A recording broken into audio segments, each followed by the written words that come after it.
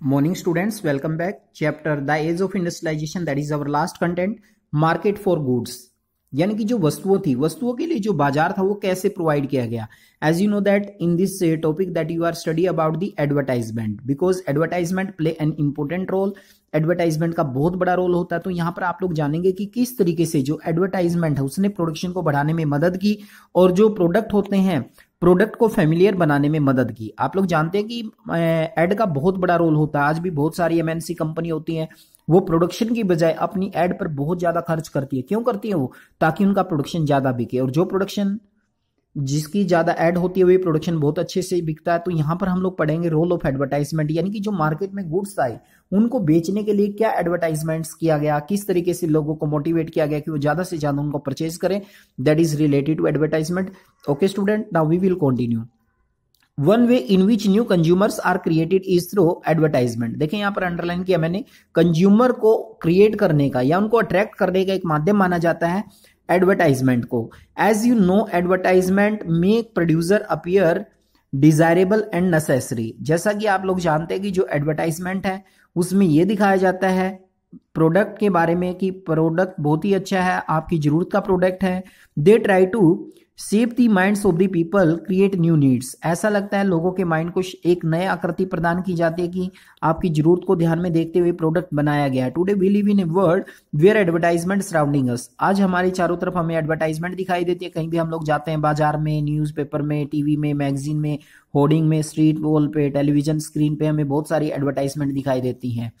But we look back into history, we find that from the very beginning of the industrial age, advertisement have played a part of expanding the market for product and in shaping a new consumer culture. यदि हम लोग बात करें शुरुआत में industrial as में, advertisement have play A part in expanding the market for product. कहते हैं कि पहले के समय में भी जो एडवर्टाइजमेंट है उन्होंने बाजार को बढ़ावा देने में, प्रोडक्ट को काफी पॉपुलर करने में बहुत बड़ा रोल प्ले किया. And shaping a new consumer culture, और इस तरह से उसने एक नया कल्चर को बढ़ावा दिया, एक नए कल्चर को आकृति प्रदान की जिसे हम लोग कंज्यूमर कल्चर के नाम से जानते हैं. वेन मानचेस्टर, देखिए यहाँ पे एग्जांपल दिया गया, आपने देखा मेड इन मानचेस्टर.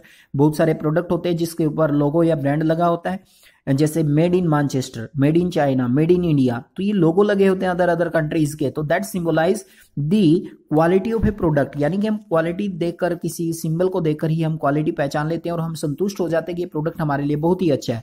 तो देखिए इसमें जैसा कि आपने जाना, मानचेस्टर एक इंग्लैंड का सिटी था which is famous for the cotton textile के लिए. तो कॉटन का जो कपड़ा आता था वहां से उसके ऊपर एक लोगो लगा होता था, एक लेबल लगा होता था मेड इन मानचेस्टर के नाम से. यानी कि इस बात के लिए कॉन्फिडेंट हो जाते थे लोग कि यदि कपड़े के ऊपर मेड इन मानचेस्टर लिखा तो उसकी क्वालिटी अच्छी होगी.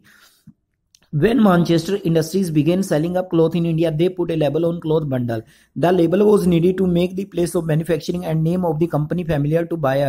कहते हैं कि जब मानचेस्टर की इंडस्ट्री भारत में कपड़ा बेचने के लिए आती थी तो अपने कपड़े के बंडल के ऊपर अपना एक लेबल लगा देती थी. क्या होता था लेबल में, क्या लिखा होता था? Made in Manchester, written in bold on the label. कहते कि बड़े बोल्ड अक्षर में लिखा होता था मेड इन मानचेस्टर. क्या मीनिंग है इसका मेड इन मानचेस्टर का?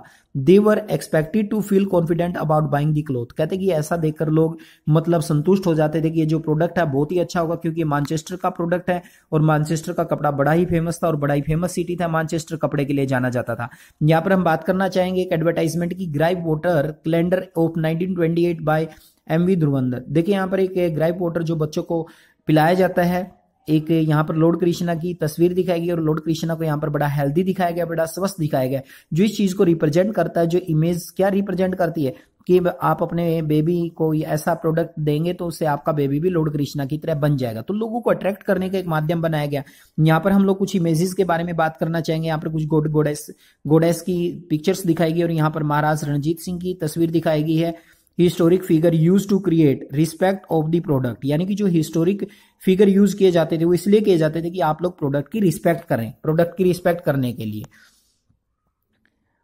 But level did not only carry words and text. कहते कि ये जो लेबल होते थे ये शब्दों में या टेक्स्ट नहीं होता था केवल, they also carried images very open beautifully illustrated. कहते कि कई बार बहुत अच्छी तस्वीर बनाई जाती थी, उसको सजाया जाता था. We look at the old label, you can see some idea in mind manufacture and calculation and the way appeal the people. कहते कि आप लोग यदि कुछ पुरानी एडवर्टाइजमेंट देखते हैं तो आपको आइडिया हो जाएगा कि किस तरीके से प्रोडक्ट को बेचने के लिए प्रयास किया जाता था। Images of Indian God goddess regularly appear on this level, कहते हैं कि भारतीय देवी देवताओं की तस्वीर भी इन प्रोडक्ट के ऊपर दिखाई जाती थी। It was the association with God were divine approval the good being sold. यहां पर देखें इसमें, यानी कि जब देवी देवताओं की तस्वीर दिखाई किसी भी कंपनी ने अपने प्रोडक्ट के ऊपर, तो इसका मतलब क्या है, यानी कि इसका मतलब है देवताओं ने भी उस गुड्स को खरीदने के लिए अप्रूवल कर दिया, यानी कि देवता भी खुश होंगे यदि आप लोग उस चीज को मतलब उसको आप लोग परचेज करेंगे। तो देखिए कैसे मतलब कंज्यूमर को अट्रैक्ट करने का तरीका अपनाया जाता था।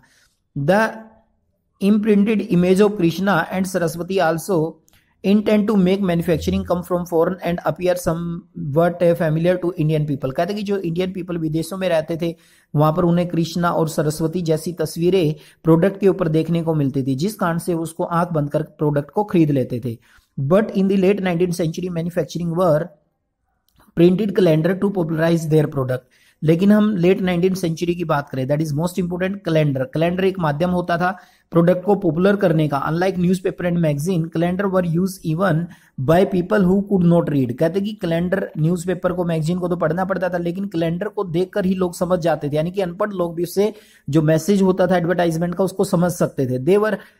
They were hung in tea shop, poor people homes just as much office, middle class apartment। कहते कि जो कैलेंडर होते थे वो आपको चाय की दुकान पर, आम लोगों के घर में, ऑफिस में देखने को मिलते थे। And these were huge calendar who see advertisement day after day through year in these calendar once again we see figure God being used sell their product new product। कहते कि कई बार हम देवी देवताओं के तस्वीर देखते थे इन प्रोडक्ट के ऊपर, और जिसका जनरली मीनिंग यही होता था कि आप लोग इन प्रोडक्ट को ज्यादा से ज्यादा खरीदें। Like the image of god figure important personage of the empire and nawab adorn advertisement and calendar. कहते कि जो एडवर्टाइजमेंट होती थी, कैलेंडर होती थी उसके ऊपर, यानी कि देवी देवताओं की तस्वीर के साथ साथ कुछ राजा होते थे, कुछ नवाब होते थे, उनकी तस्वीर को भी दिखाया जाता था। Message were very open seems to say, और ये मैसेज करते हुए नजर आते थे, if you respect the royal figure